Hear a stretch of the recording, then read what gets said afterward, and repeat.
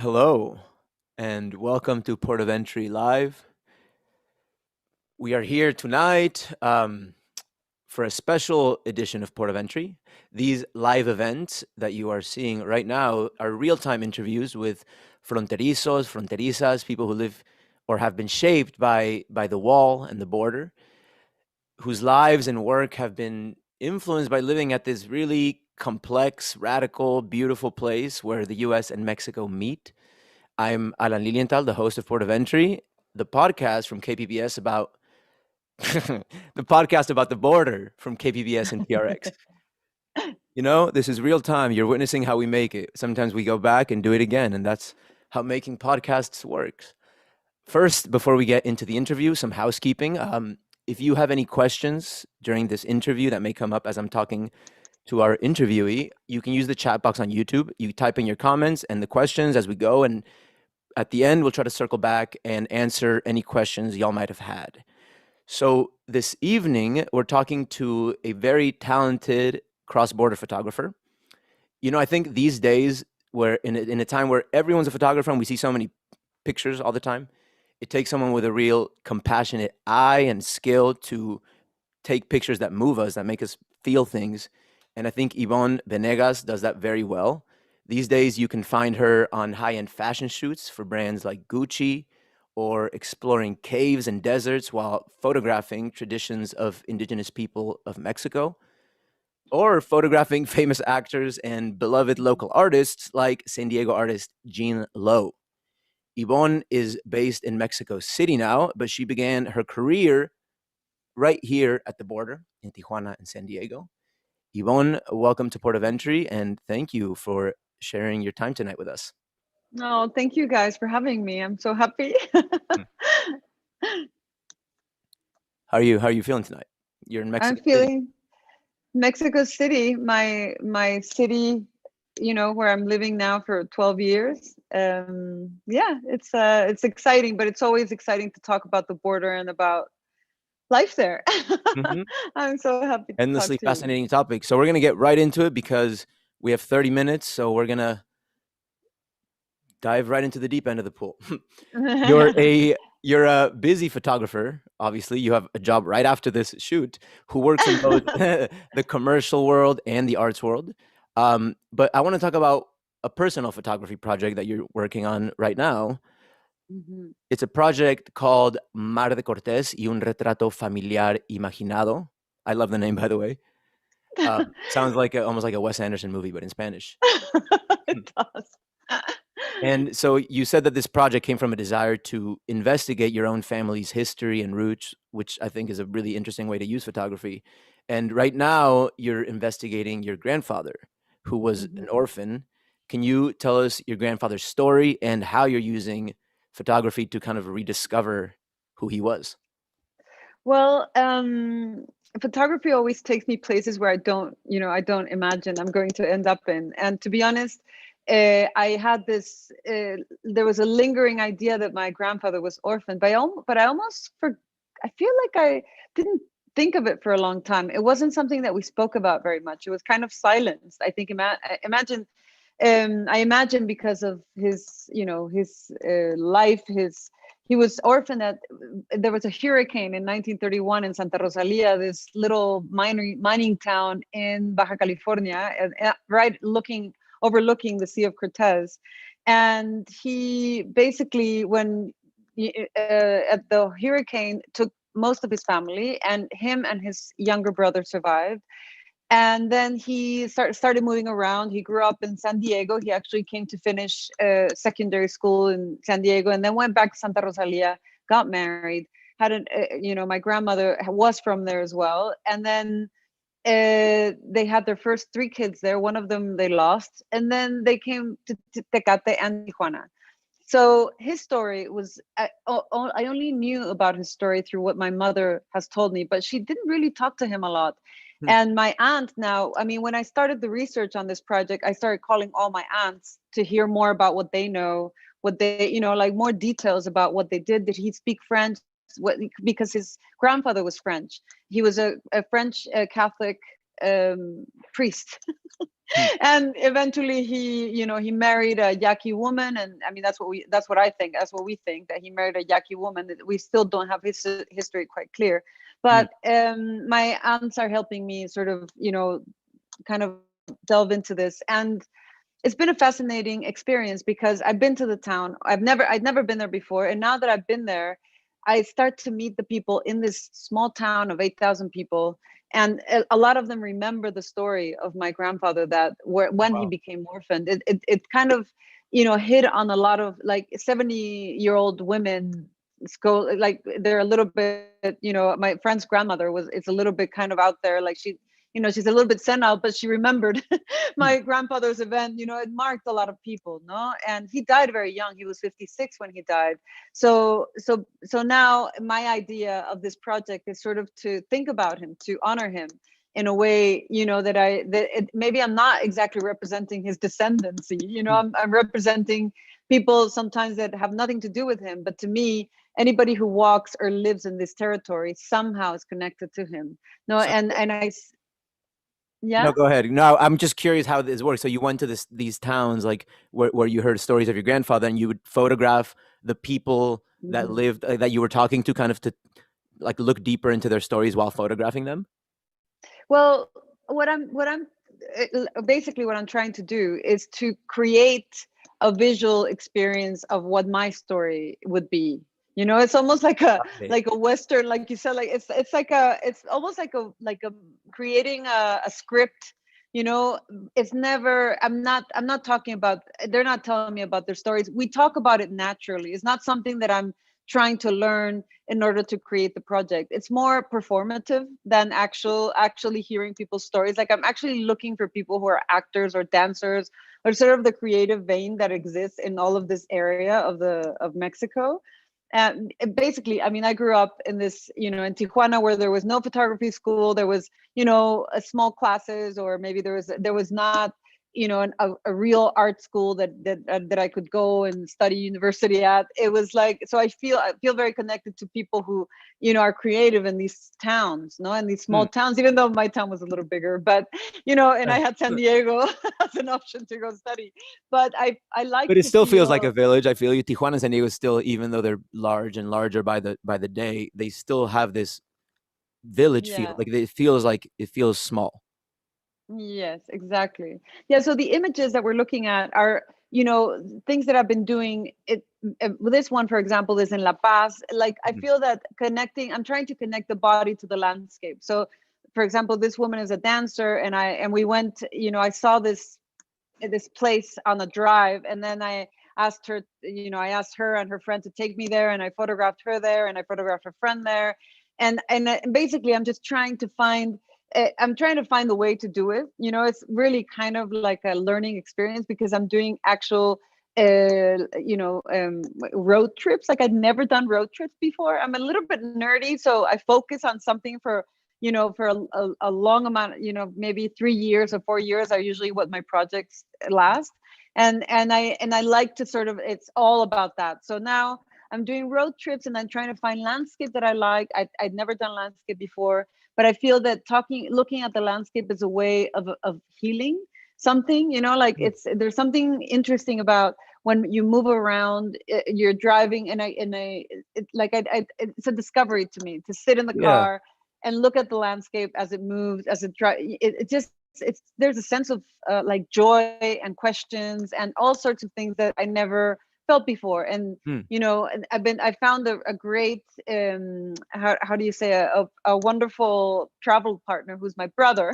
Hmm. So he's totally into doing road trips, and he's going to Baja a lot. So now we've done 2 trips together, and I did one, with people I didn't know. But basically what I do in these trips is to connect with people. I use social media a lot to find people. Like I said, I'm going to Tecate for this day. I'm looking for actors and dancers or artists or someone, and people answer me, and I meet them and I photograph them. It's all, there's a little bit of documentary chance in everything, always. No, but Always. I but I but yeah, but what I wanted to become is sort of a very subjective, where sort of the subject is guiding me, but I also take control by directing. Sometimes if they're actors, I ask them to do small actions, and I can photograph them in order to see.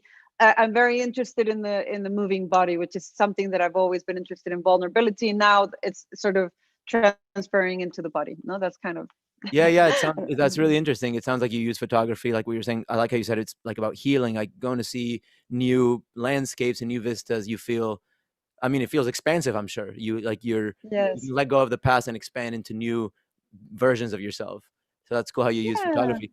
And I want to talk about your now that we're talking about your what you're doing now and how you're using Mhm. photography. It seems like you grew up in a very artistic family. Your brother, you're going on road trips with your brother to discover new creative Yeah. Well, projects. I grew Um, up in a photography studio.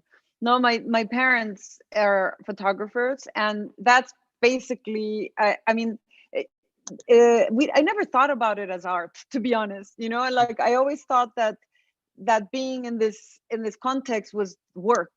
No, I mean, my dad was my parents were always very busy, and we sat in the back of the studio to do our homework, sometimes have lunch, after school. And then, like, this whole experience, I feel that I didn't realize how it was coming into me, like what was happening. Like, basically, growing up in the studio did mark me, like all the way that I see, the way that I understand photography, the way that the things that I like to research have to do with my experience in the studio in Tijuana in the 70s. yeah, do you So it remember all that kind of moment? goes. Do you remember when your dad gave you your first camera? Yes, of course. He lent me one. I was gonna go.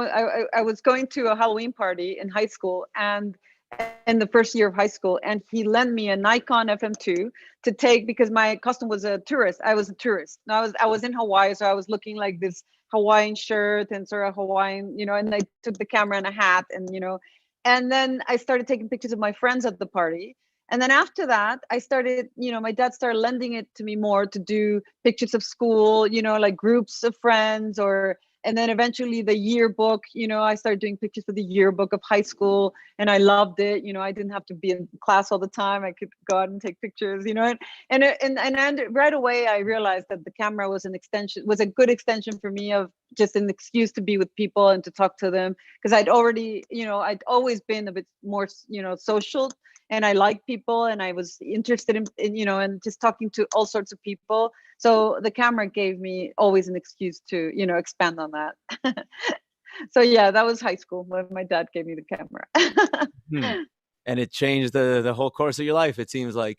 Do you remember if when you first started getting interested in photography? Because obviously you're a border person. You were born in California but raised in Tijuana.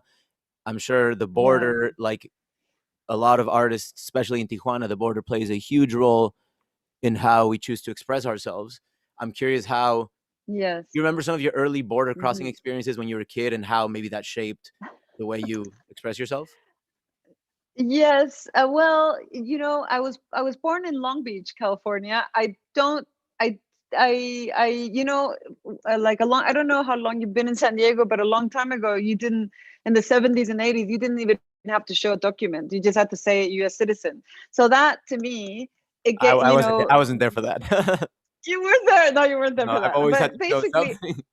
you always have to show something. Yeah. So I mean, that to me, that was my experience at the border, and that's how I still feel about it.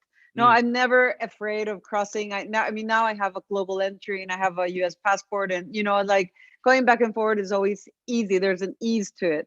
And I remember, like, we used to live in San Diego, for some time, and go to Tijuana, to school. So they pick us up, we cross the border, and we'd fall asleep on the border, and suddenly we'd wake up and we were getting dropped off in Chula Vista at our house. So it was all very kind of surreal. It was always like, where am I? It's one country. Like this idea of you're crossing the border, and you have to wake up to say US citizen or something. Sometimes I didn't even realize when I said it. It just suddenly we'd wake up on the other side of the border. It was like a dream. No, so yeah, but it did mark me. I mean, this idea, this possibility, this always this ease, no, of crossing from back and forward, like in language as well. I can go from English to Spanish very easily, as you can too.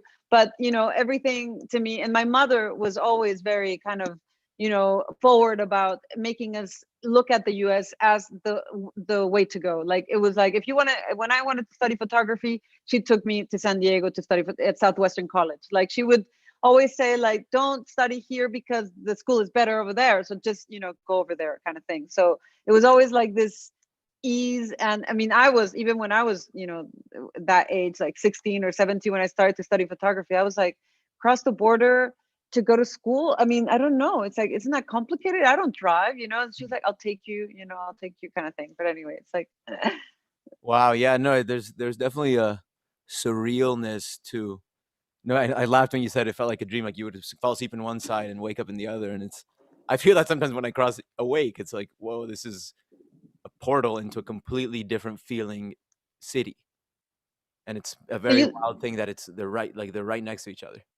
you live in Tijuana, and you cross to San Diego, or where do you live? I'm fluid with it. Yeah, I before the pandemic, more in Tijuana. During the pandemic, I've been more in San Mhm. Diego, and now going back to Tijuana. Yeah, But it's yeah. every week going back and forth. Um, so it's interesting that you bring up like the ease of crossing the border, because obviously, as you show even in your photography, that not everyone has that privilege, and it creates this like very strange dynamic in Tijuana that for sometimes is not full of ease. And I think that there's something beautiful about your photography that captures that sense of like vulnerability and struggle sometimes. Um, Hmm. yeah, I Yeah. think you capture that very beautifully. And you can see how the city has shaped you. You told my producers a story about a mistake you thought you made once with some pictures, and how Hmm. that moment helped you discover the beauty of imperfection, which I think is la razón que I fell in love with Tijuana. There's a beauty to Hmm. the chaos of it. It just can't be perfect. No matter how hard you try in Tijuana, it's just like there's an imperfection to it, but that's what makes it really. That's what gives it its charm. Can you talk more about that, and how that about that story and how it's related to your Portraits from Tijuana series? Oh, that's beautiful. Well, that was a big discovery for me, because I was about 24 and I was trying to figure out photography, and I was doing these portraits. This portrait I did with my father. I actually went with him to an event. Like, I'd never done that before. And my idea was to photograph Tijuana in a different way. No, I know, or at least in a way that I identified with. Mm, And one time, and I used to develop and print them, and I got my first grant from Mexico to do that project. And one time when I was printing, I actually saw the pictures, and I thought, oh, this is great, this is the one, like, very quickly. No, and then I accidentally printed a frame next to it that it wasn't the one I thought. And when I saw the print, and it was a small print, I used to print very small because I didn't have very much money. So I did the 5x5 print, very tiny, but it was bigger than the contact. And when I saw it, I was like, it was like a realization. It's like I never understood that there was that possibility, and it did open up a whole new world for me. Like, mm, it used to be like I didn't understand my place in photography before that. I was doing doing something a little bit similar to my dad. I was looking at beauty the way my dad looked at beauty, mm, but I was trying to do something different. But then when I saw that moment, to me it was like, this is me. This is how I see the world. Like, there's a perfection, there's a perfect representation of something, and there's an imperfect representation of something, but there's also a middle part.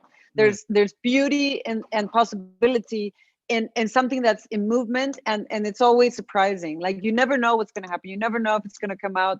Yet, like, the portrait I just did of Jean, for example, it's like I don't know which one's the one until I suddenly I see it, and I fall in love with it. It's just like I still have that feeling. You know Mhm. what I mean? Like, when I do a Yeah, yeah. portrait, and it's like suddenly that picture, I don't know why. It's like, now I don't question this thing, like, oh, is it right? Is it wrong? Obviously, I had more doubts when I was younger, and now it's like, Let it flow. I let it flow. There's questions, but it doesn't matter. If it's strange. Some people say, like, what do you call that beautiful? It's like, why? And it's not easy to digest always. You know what I mean? Like, that moment, vulnerability, is not necessarily something people want to see. You know what I mean? It's interesting that we're not used to it. But I feel that I've become very clear in that it's part of my, it's part of my mission kind of thing in Mm. life. This is what I'm doing kind of thing. Well, it's beautiful. I think we are seeing a shift. It seems like vulnerability is being more and more celebrated in our culture. So, like, you see it in social media, or like Brené Yeah. Brown. I don't know. I feel like you talk about you hear a lot about vulnerability now, and it's I you love know, her. I yeah, love yeah, yeah. Brene I think Brown. we are because we've been so hungry for it as a culture. I Yeah. think we want to see vulnerability, and I think that's why Mhm. your pictures just hit. Oh, thank you. See. This Um, is all portraits from Tijuana as well. This woman and all Yeah, the I images are mean, really I've like wanted that. to ask you about almost every person I've seen Hmm. in this series, like that guy sitting in that chair with like Yeah, bathrobe. But he since was we only actually an have 10 artist. minutes left, I'm so curious. Yeah, yeah, Can you yeah. pick one of these Okay. portraits that we just saw and tell us the story of who that person was and maybe what you remember about that day? Well, this one that we're looking at, her name's Fanny. Fanny. It sounds Fun. terrible, Fanny, because Fanny. It's but fun. but she was a prostitute, and I was very innocent. I used, it's like I was maybe about, yeah, like 23 or 24 years old, and I was trying to find all sorts of people to photograph that I wouldn't have access to normally. But I always needed it to be with a feeling of security. Like it had to be in a place that I felt safe. I've never been very adventurous with my own security. I'm not, like gonna go out and photograph a war. I'm very kind of like a scary cat about situations. But a friend took me to this bar and he introduced me to these women, and I met all these women and we talked, and I don't remember stories that we spoke of. I do remember that I was sitting with them at the bar wearing a Dickies overall. That's what I used to wear to go photograph. And suddenly this man next to me looks at me and says, "Oh, hello," kind of like thinking that I worked at the bar or something. It was very hilarious, and everybody, obviously, it was quite a laugh. It was a moment that all the women were laughing, like, "Oh my god, this," like people were so.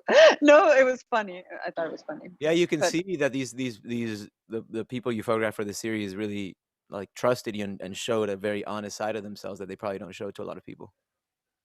well, I was discovering my way of seeing, and I was discovering in the series of portraits, like after I finished it, I saw like I always thought, what is it that I reckon? What is it that connects all these images? And it's something that obviously happens to me now, and it's me. It's like when I look at them, I feel that it's the way they look at me is the way that I want to be looked at, or something. I still don't Mhm, know. I don't mhm. have the answers. I'm not, but there's something about connecting with them that I feel that unites all the projects now, that puts Mhm, them, sort of gives them form, no, something like that. mhm. Yeah, I really love how you're using photography almost like a self-therapeutic tool to like uncover your own things that are going on in your psyche. There's you were saying that in the early 2000s, you told my producers that in the early 2000s Hmm. you had a bit of a existential midlife crisis, whatever you want to call it, that made you want to turn your lens towards ideas about women's roles in society.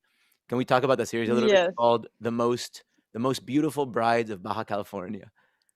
I love that It name. was a very yeah, I took the name from my dad's studio. At the door it says, "Through this door pass the most beautiful brides of Baja California." He still had that sign there. So obviously it was always connected to my dad's work, to my dad's sort of idea of the female. No, and Mm, I turned 30. I broke up with my boyfriend. My parents separated. It was a series of things that happened at the same time, and I thought, what do I do with all this energy? Like I can't, in New York you can get, because I was living in New York, you either could get really depressed or just do something. So I started to do this project, and I went back to Tijuana. My first time, I stayed there for 3 months, and then I went back to New York. I'd edit, and then I come back. It was kind of like a back and forward. And eventually, what I realized with the work is that it was very layered, it was very complex, and it made me very happy. It was the first time where I actually expanded on, like, made the situation sort of moved a bit back. Like I moved back from the subject. I was doing portraits and I was very tight, and then suddenly I'm doing portraits including some of their environment. mm, So the women with their babies, like this one, the light in Tijuana, I just also began to look at it more. Like the light in Tijuana is so beautiful. California light, it's so beautiful. And I would just started to connect all the things that I love about the city, but also, of course, put together with all these very complex questions about me being a woman. Should I be married? Should I have kids? Like all those questions Mhm. that I wasn't. And I always find that projects that include all these questions are more, kind of make you move forward in your practice. So I don't think I've had another one that's related to a crisis the way this one was. But from this one on, the subject was clear to me. It's clear to me, like the subject that I look for, what I want to photograph. It's sort of, this project leaded me to another one, which is a soap opera, like, and then the soap opera leaded me to another one, which is, Maria Elvia de Hank, which happened also in Tijuana. And, like these situations, what I felt in the Most Beautiful Brides is that I saw the roles being passed down. Like the women, like this image is like they're playing picnic or they're playing house or whatever. Obviously now these girls are one of them is married, and it's Oh, like, wow. oh my god, I can't believe it. No, but it's just I just I had all these questions when I did the project. And I felt, eventually when I came out of the project, I came back with a lot of friends from Tijuana that I had sort of lost touch with. And now we're still, like when I go to Tijuana, I still see many of them that I photographed, and we become very close again. Like it's a rediscovery and adult life Mhm. kind of thing. So I love that about projects and the possibility. And this project was the first one I showed in San Diego at the Museum of Contemporary Art. And it just, the one that I got a award here in Mexico City. So it was a very important project for me. I love it. Yeah, it sound I mean, I'm like losing myself in the pictures. They say have so much emotion in them. Oh, thank you. This one's from the last ones I did in the series, and became friends with her mother. I kind of recreated this image in the later project. If you see Maria Elvia de Hank, on my website, you see this image again. I just find it so beautiful. That a girl, she had a fever and she put her cheek on the plate because she was trying to cool down. No, that's Oh, what happened wow. in this picture, and I just find it so special. And to see these girls now as adults, it's totally strange. But I love it that the project has this as part of someone's history. I love that too. I would love to keep asking. I have so many questions about that specific picture, but we have 3 minutes left, so we're gonna go to audience questions. We have a few. Um, the first one, I love how you brought up the light, how Las Mhm. Californias, in both Californias, the light is beautiful. Um, Someone asked that obviously you've photographed all over Tijuana. What spot in Tijuana is your favorite to shoot, and why? Why do you find it interesting or beautiful? Oh my goodness. I've always wanted to photograph when you're driving up from La Internacional to Playas and you actually see the both sides of San Diego and Mexico. I love it, but I've never been able to photograph there. Where I love to photograph, I love discovering new spots. What I did last time that I was there is that I asked people to meet me downtown or take me somewhere, that they liked. Those actors and dancers that I met up with, they took me somewhere, or I met in the center of the city, and then we just walk and look for spots. I really like doing that when I'm photographing because you can't really guess what the light's going to be like at a certain time. So I met people from 11 o'clock on, so I kept walking to find the spot. I think this has to do a lot with how I like this new project to happen. But I think I love the dust combined with the end of the daylight. So wherever it's dusty and there's an end of the daylight, it's just beautiful. I don't Mm, know. I think I can't really say a specific spot. I have an image that I love from Maria Elvia de Hank, sort of where the hipódromo is in that area, that I took like in the sun when it was sun was coming up. And I don't know. It's like basically I think they the first light or the last light, anywhere in Tijuana. beautiful. We have like 30 seconds left. This was way too Oh, short. I would love to keep talking to you, Yvonne. And if anyone had any questions, we're gonna do a longer version of this conversation on the podcast when it comes out, whenever that is in a few months. Thank you all so much for being here. Thank you, Yvonne. Shout out thank Lalo you. Photo Fencer, El Magle,